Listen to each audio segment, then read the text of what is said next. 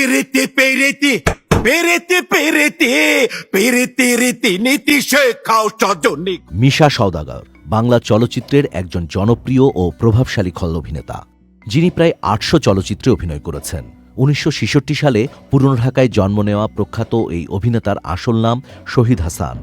যদিও বাংলা চলচ্চিত্রের খল চরিত্রে অভিনয়কারী এই মানুষটিকে মিশা সওদাগর নামেই চেনেন চলচ্চিত্রপ্রেমীরা। তোকে বহুত পস্তাতে হবে ইন্সপেক্টর, বহুত পস্তাতে হবে।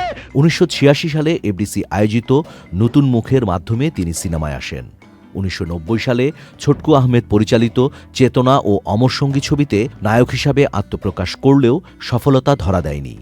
১৯৯৫ সালে আশা ভালোবাসা ছবিতে খল চরিত্রে অভিনয় বদলে দেয় সব হিসাব নিকাশ। ধীরে ধীরে হয়ে ওঠেন বাংলা ছবির ভয়ঙ্কর রূপ। সওদাগর, মিশা সওদাগর বলছে। চলচ্চিত্রে খুনি, ধর্ষণকারী সর্বনিকৃষ্ট চরিত্রে অভিনয় করলেও ব্যক্তিজীবনে সম্পূর্ণ বিপরীত মানুষ তিনি। ধার্মিক ও পারিবারিক মূল্যবোধে বিশ্বাসী মিশা সওদাগর ৩বার জাতীয় চলচ্চিত্র পুরস্কার সহ অনেক পুরস্কারে ভূষিত হয়েছেন তিনি। ডায়লগ কম বাবা, ডায়লগ কম। ডায়লগ কম বাবা, ডায়লগ। বাংলাদেশ চলচ্চিত্র শিল্পী সমিতির সভাপতি হিসেবেও দায়িত্ব পালন করেছেন। মাঝে তার মৃত্যু নিয়ে গুজব ছড়ানো হলেও তিনি সুস্থ আছেন এবং অভিনয় করছেন। আমার ভাইরে মৃত্যুর মুখে রাইখে আমি ঘুমাইতে পারি নাই। ৬০তম জন্মদিনে গুণী এই শিল্পীর মঙ্গল প্রত্যাশায়। Rajib Ahmed, Channel I.